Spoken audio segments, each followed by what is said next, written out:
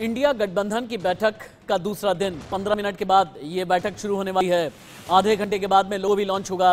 लेकिन अब जिस बैठक का मुख्य एजेंडा था, संयोजक कौन होगा, पीएम पद का उम्मीदवार क्या होगा, 1:1 का फॉर्मूला क्या चलाया जाएगा, वहां पर अब बैठक का एजेंडा भी चेंज होता जा रहा है। वन नेशन वन इलेक्शन को लेकर के हलचल तेज है और इसी को लेकर के इंडिया गठबंधन की बैठक में भी आज चर्चा की जाएगी। बिग ब्रेकिंग बड़ी खबर, वन नेशन वन इलेक्शन के लिए कमेटी बना दी है केंद्र सरकार ने। एक देश चुनाव के लिए कमेटी गठित हो गई है। पूर्व राष्ट्रपति रामनाथ कोविंद होंगे कमेटी के अध्यक्ष। थोड़ी देर में कमेटी के सदस्यों का ऐलान भी किया जाएगा। कांग्रेस के प्रवक्ता राशिद अल्वी लाइव। इसका ब्लूप्रिंट सामने आना चाहिए, विपक्ष के साथ बैठ के बात करनी चाहिए कि प्रधानमंत्री ने, भारत सरकार ने इस मामले में क्या सोच रखा है। ये कोई सस्पेंस पैदा करने की बात नहीं है कि रात को 8 बजे आप आए और आपने डिमोनेटाइजेशन कर दिया। आप रात को 8 बजे आए और आपने कोविड के सारे देश को बंद कर दिया। प्रधानमंत्री की आदत हो गई है कि वो देश को सस्पेंस देना चाहते हैं। ये लोकतांत्रिक मर्यादा नहीं है, ये तो तानाशाही है। सर, यूनियन गवर्नमेंट ने थर्सडे को इन्फॉर्म किया सुप्रीम कोर्ट को कि हम इलेक्शन कराने के लिए तैयार हैं जे.एंड.के में। कांग्रेस के प्रवक्ता नेता राशिद अल्वी का यह कहना है कि यह तो तानाशाही है, तानाशाही के अलावा कुछ भी नहीं। लेकिन केंद्र का यह मानना है, प्रधानमंत्री नरेंद्र मोदी का एक विजन है, उनकी अपनी दूरदर्शिता है। 1952 से लेकर के 1967 तक देश में एक लोकसभा चुनाव और एक साथ ही विधानसभा चुनाव होते थे। लेकिन उसके बाद से परंपरा बदली। बहुत बार भारतीय जनता पार्टी का यह विजन भी रहा और प्रधानमंत्री नरेंद्र मोदी ने कई बार लाल किले की प्राचीर से यह जिक्र भी किया कि विचार होना चाहिए वन नेशन वन इलेक्शन पर। और अब विशेष सत्र बुलाया गया है, उससे पहले कमेटी गठित कर दी गई है। राकेश कुमार सिंह मेरे एग्जीक्यूटिव एडिटर और मेरे सीनियर कोलीग इस वक्त लाइव हैं, जिन्होंने सबसे पहले यह खबर ब्रेक की कि वन नेशन वन इलेक्शन को लेकर के सरकार सोच रही है। राकेश देश के पहले रिपोर्टर हैं जिन्होंने यह बताया था कि प्रधानमंत्री नरेंद्र मोदी का विजन इस चुनावी अंतिम साल में क्या होने वाला है। राकेश ने ही आज सबसे पहले खबर ब्रेक की है कि एक कमेटी का गठन कर दिया गया है सरकार की तरफ से। Rakesh, one nation one election पर कहां तक सरकार आगे बढ़ चुकी है? कांग्रेस का यह कहना है यह तो तानाशाही है, लेकिन सरकार आगे आने वाले 18 दिन तक क्या करेगी? देखिए राशिद जी, एक देश एक चुनाव के मामले पर मोदी सरकार गंभीरता के साथ विचार कर रही है, ये साफ हो गया है। क्योंकि जो कमेटी का अध्यक्ष बनाया गया है पूर्व राष्ट्रपति रामनाथ कोविंद की, इससे सरकार की आखिर कितनी गंभीर है, इससे इसका अंदाजा लगाया सकता है। रही बात कि जो विशेष सत्र बुलाया गया है राशिद जी, उसमें इस को लेकर बिल लाया जा सकता है, ऐसी संभावनाएं हैं। लेकिन दो अन्य जो बिल हैं जो कि ज्यादा उम्मीद की जा रही है कि इस विशेष सत्र में लाया जाएगा, उसमें महिला आरक्षण बिल और यूसीसी, ये महत्वपूर्ण है। लेकिन हम बात करेंगे वन नेशन वन इलेक्शन की, क्योंकि सरकार ने इसके लेकर कमेटी का अध्यक्ष की नियुक्ति कर दी है। तो ऐसी स्थिति में अब से कुछ देर बाद सरकार की ओर से इस पर नोटिफिकेशन जारी होने वाला है, जिसमें सदस्यों के नाम के साथ साथ आखिरकार इसकी समय सीमा क्या होंगी, कार्य की शर्तें क्या होंगी, तमाम चीजें, कोड ऑफ जो वर्क होगा इस कमेटी का, वो इसका पूरा जिक्र होगा। तो अब से कुछ देर बाद इसकी पूरी जो प्रक्रिया है वो सामने आ जाएगी।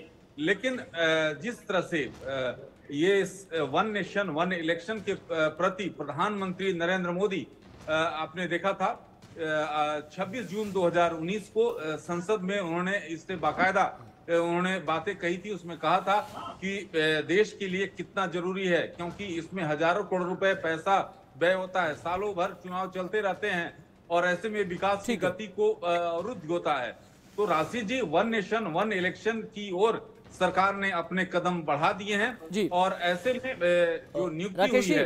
राकेश जी, मैं आपसे रिक्वेस्ट करूंगा थोड़ा सा वक्त आप मुझे और भी दे दें, क्योंकि मैं वन नेशन वन इलेक्शन पर तो जितनी भी बड़ी खबरें हैं आपसे मैं समझना और जानना चाह भी रहा था। पीएम की दूरदर्शिता क्या है, उनका विजन क्या है, ये भी समझना चाह रहा था। लेकिन साथ ही इंडिया अलायंस की बैठक भी है, आज लोगो भी रिलीज होने वाला है, उसे लेकर के काउंटडाउन भी शुरू हो गया है।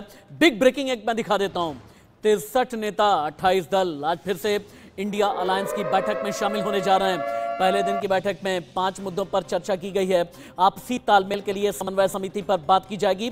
बीजेपी को काउंटर करने की रणनीति पर भी चर्चा है। प्रधानमंत्री पद का चेहरा घोषित करने की जरूरत नहीं है, ये उमर अब्दुल्ला का कहना है, जो नेशनल कॉन्फ्रेंस के बड़े नेता हैं। अब सवाल बहुत बड़ा ये है, आगे आने वाले वक्त में इंडिया अलायंस की आज की मीट में क्या क्या निकल करके आता है, क्या मेजर टेकअवेज हैं, ये एक एक करके हम आपको बताते और दिखाते रहेंगे। लेकिन अखिलेश यादव और संबित पात्रा कैसे आमने सामने हो गए हैं इंडिया अलायंस की इस मीट पर, एक बार देखिए और सुनिए। इंडिया गठबंधन की बैठकें हो रही हैं। पहले पटना में हुई, बेंगलोर में, और आज से महाराष्ट्र के और मुंबई शहर में, जो हमारी आर्थिक राजधानी है, वहाँ पर कार्यक्रम होने जा रहा है।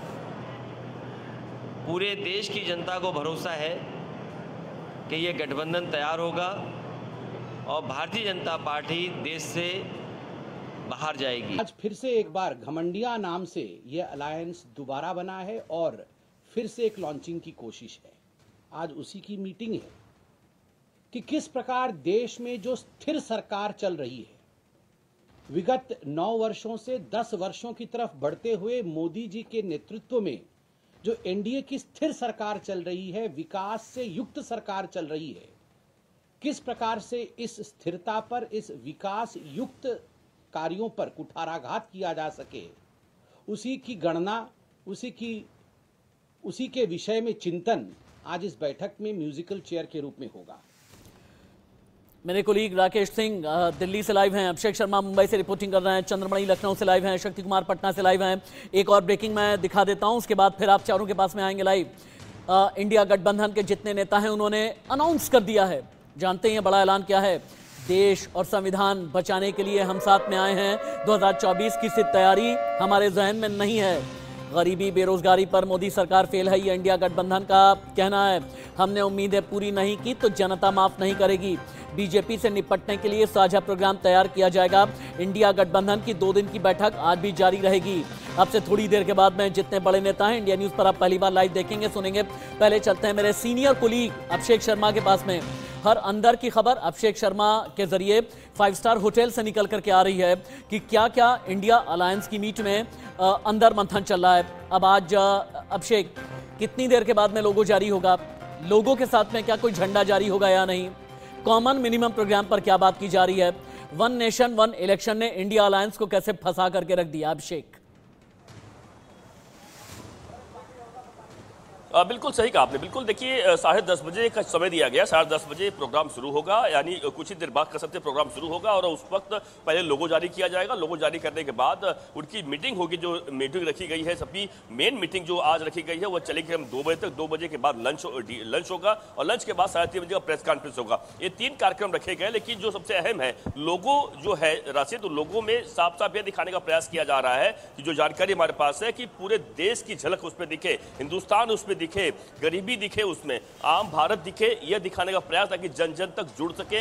यह इनकी इसमें पूरी प्लान किया गया है, उसी हिसाब से लोगो तैयार किया गया ताकि लोगों का अट्रैक्शन लगे। दूसरी बात, जो मीटिंग में जो तय होने वाला है, देखिए जो जिस बात को लेकर पीएम पद का दावेदार कौन होगा या पीएम का, उसको लेकर कोई भी अब तक फैसला नहीं हुआ है, ना ही होगा। जो हमारे सूत्र बता रहे हैं कि इसमें कहीं पर भी फैसला नहीं होने वाला, बल्कि सभी दलों से यह मांगा गया है कि अपने अपने दलों के हिसाब से कोऑर्डिनेशन कमेटी में कौन कौन होगा उसके नाम दिए जाए। एक 2 नाम मंगाए गए हैं, उसके हिसाब तय किए जाएंगे कौन कौन होगा और उस हिसाब से।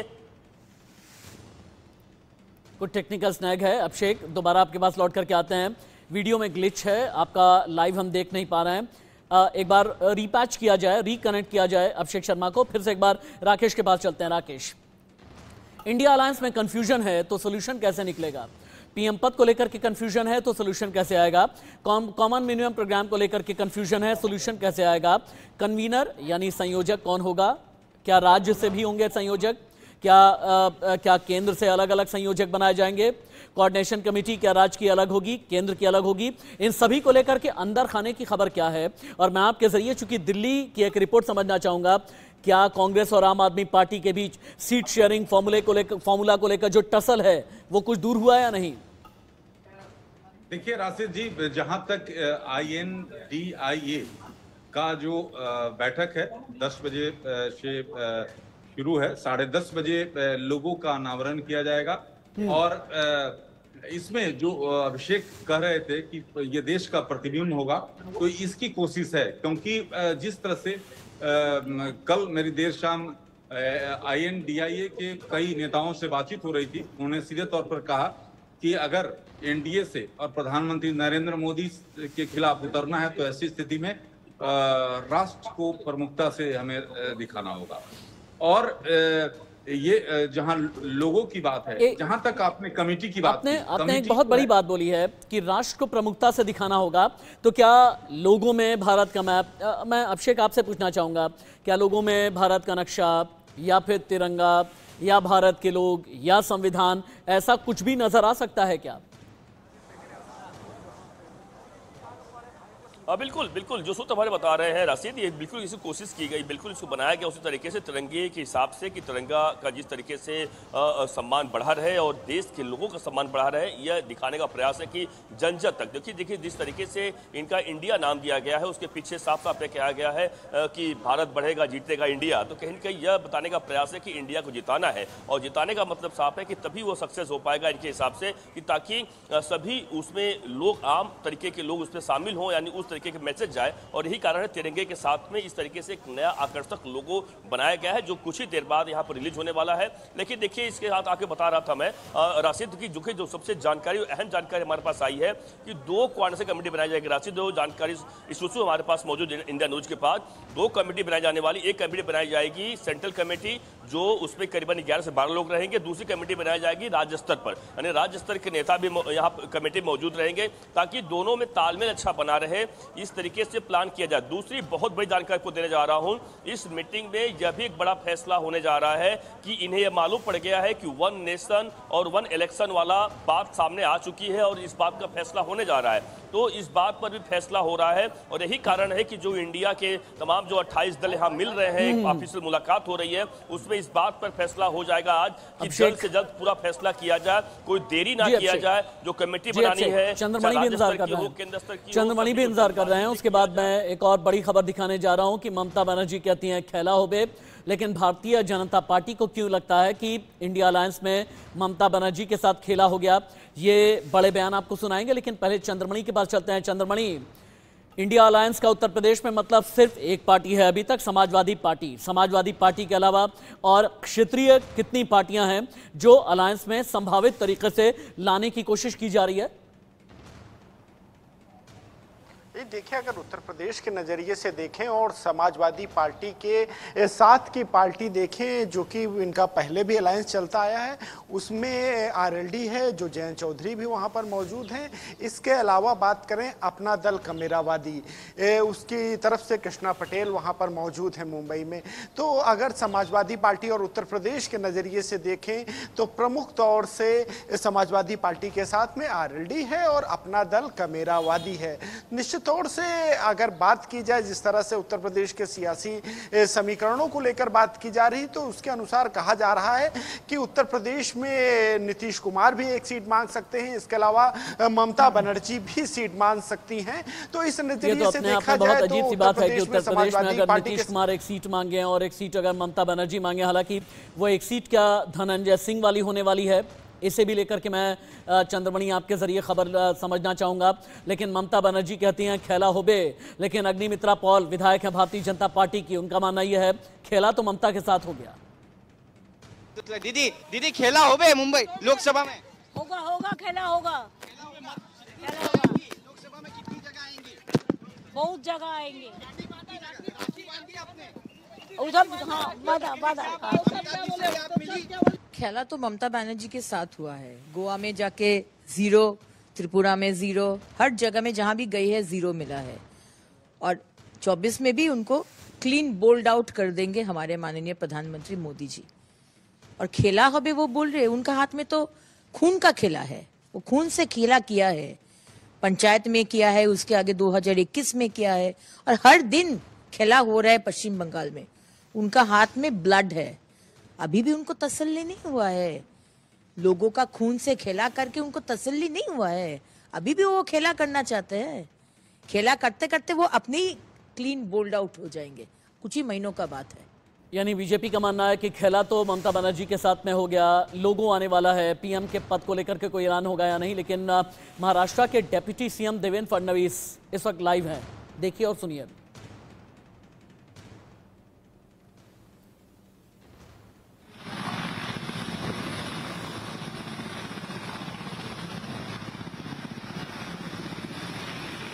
राजनीति में शुचिता के साथ कैसे आगे बढ़ा जाए, इसी का संकल्प लिया जा रहा है। लेकिन एक बार शक्ति के पास चलने से पहले संविधान और लोकतंत्र को बचाना बेहद जरूरी है, ये कहना है लालू यादव का। मुंबई में लालू प्रसाद यादव यानी आरजेडी की मुखिया, उनका बड़ा बयान सामने आया है। संविधान को बचाने के लिए हम साथ में आए हैं। वहीं आम आदमी पार्टी के सांसद राघव चड्ढा ने कहा, भारतीय जनता पार्टी को इंडिया गठबंधन से डर लगता है। आदित्य ठाकरे कहते हैं, संविधान और लोकतंत्र बचाने के लिए हम साथ में आए हैं, इंडिया गठबंधन से मोदी सख्ते में है। ये सीपीएम महासचिव सीताराम येचुरी ने बयान दिया। वहीं एनसीपी के सांसद सुप्रिया सुले का ये कहना है, भारतीय जनता पार्टी के लोग बार बार इंडिया इंडिया नाम ले रहे हैं, उन्हें इंडिया नाम से दिक्कत है। इसका मतलब ये है कि वो हमसे डरे हुए हैं। शक्ति के पास चलते हैं। शक्ति, मुंबई में मीटिंग है, बिहार की हलचल क्या है? बिहार की हलचल मैं इसलिए जानना चाहता हूं, जेडीयू आरजेडी वाले तो मुंबई में जाकर के बैठे हैं, लेकिन एलजेपी, हिंदुस्तान अवाम मोर्चा, भारतीय जनता पार्टी, इन सभी खेमे की हलचल क्या है? देखिए, जो तमाम जो पार्टियां हैं जो अभी एनडीए का हिस्सा है, चाहे वो एलजेपी-आर की बात करें, एलजेपी की बात करें या हम पार्टी की बात करें, तमाम जो जीतन राम मांझी, चिराग पासवान हो, सबका ये कहना है कि एनडीए मैं आपको रुकूंगा। शक्ति, एक मिनट रुक जाइए। शिवसेना यूबीटी के नेता संजय राउत यानी उद्धव ठाकरे के सिपहसालार संजय राउत लाइव हैं। आज मीटिंग का दूसरा दिन, उससे पहले इंडिया न्यूज पर संजय राउत एक्सक्लुझिव्ह। आणि लोगो आज उद्या किंवा 2 दिवसात दिल्लीत सुद्धा अनावरण होऊ शकतं। लोगो हा अत्यंत महत्त्वाचा विषय, अनेक पक्ष इथे आलेले आहेत। काही पक्षांना लोगोवर काही चर्चा करायची असेल तर आम्ही आज ती वेळ त्यांना दिलेली आहे, पण कॅन्सल हा शब्द बरोबर नाही। सर, 5 दिनों के स्पेशल सेशन के दौरान वन नेशन वन इलेक्शन की बात हो रही थी और अब उसमें वन कमेटी लगभग कोविंद द्वारा गठित हो गई, इसका क्या है? देखिए, ये एक सवाल पूछो।